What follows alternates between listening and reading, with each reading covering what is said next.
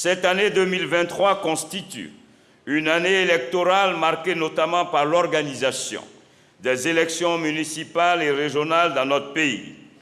Aussi importantes qu'elles soient, ces échéances ne représentent qu'une étape dans une construction démocratique et ne doivent pas nous départir de notre but commun, qui est la préservation des acquis aussi importants qu'irréversibles que nous avons accumulés en matière de consolidation de la paix et de renforcement de la cohésion et de l'unité nationale. Nous devons, malgré nos divergences politiques, ethniques et religieuses, rester attachés aux valeurs universelles de la paix et de la démocratie pour hisser notre pays au rang des pays porteurs d'espérance et de fraternité vraie, comme nous le rappelle fort opportunément notre hymne national, l'abidjanaise.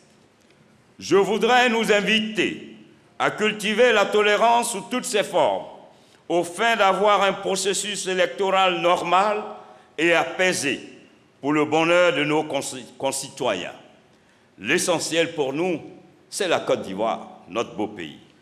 Nos institutions doivent par conséquent s'ériger en rempart protecteur de la démocratie que nous souhaitons pour notre pays et servir de levier pour la réalisation de grands desseins que nous nourrissons pour notre chère patrie.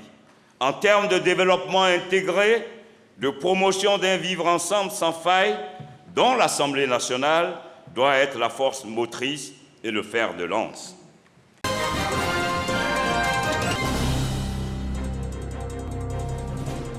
L'endométriose, maladie liée aux règles douloureuses avec des saignements abondants, est fortement méconnue par les populations et au plan médical. Depuis 2009, Olive Adjeyi et son ONG Endo Woman Afrique sensibilisent sur ce mal invalidant et souvent désastreux pour la femme. La maladie est vraiment tabou. C'est pour montrer aussi au monde entier qu'il faut prendre des mesures pour l'endométriose, dire stop à l'endométriose, montrer que l'endométriose existe, elle sévit, mais en même temps aussi nous voulons nous en éloigner et puis emmener surtout le corps médical aussi à pouvoir s'y intéresser afin de pouvoir sauver ces femmes-là. Cette marche des femmes est suivie par une conférence. 2 heures durant, Dr Ndoli Rudolph donne les explications sur les signes cliniques, le dépistage précoce et le traitement de l'endométriose. Se faire dépister très tôt pour ne pas que cette maladie les rende invalidantes pour toujours. Parce qu'une fois les séquelles sont installées, c'est un peu difficile de se départir de cette douleur. Des malades et des autorités accompagnent le combat de l'ONG Endo Woman Afrique. La commune de Yamoussoukro s'honore de vous avoir à ses côtés pour informer, pour conseiller, pour sensibiliser et communiquer sur l'endométriose. En dépit des complications, une femme dépistée tôt et prise en charge peut guérir de l'endométriose. Maîtriser cette affection, même traiter, il y a des personnes qui en guérissent totalement. Donc ça veut dire que c'est une affection qu'on peut soigner.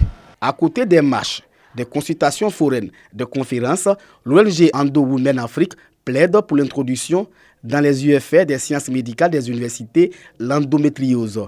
Toute chose pour faciliter la prise en charge de cette maladie.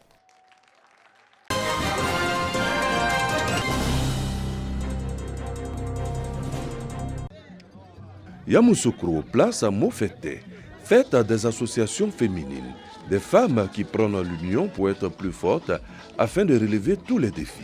Autonomisation, alphabétisation, soutien à la famille, etc.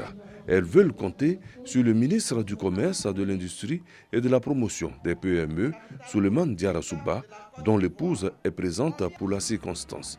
Ces femmes ont une vision. Nous sommes sincèrement heureuses de cette marque de considération qui n'est autre que le gage de la cohésion sociale entre les différentes communautés vivant en parfaite harmonie à Yamoussoukro. Les associations de femmes de Yamoussoukro pourront compter sur leur parrain, le ministre Souleymane Diarra-Souba.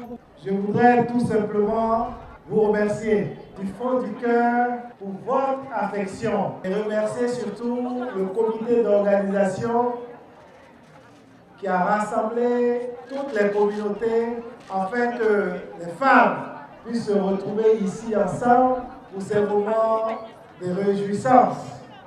Je voudrais vous dire que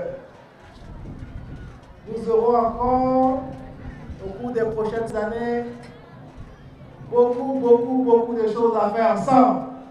Dans ce temps, les nombreuses femmes et leurs invités ont relevé le défi de la mobilisation pour ce rendez-vous qui vient comme un nouveau départ.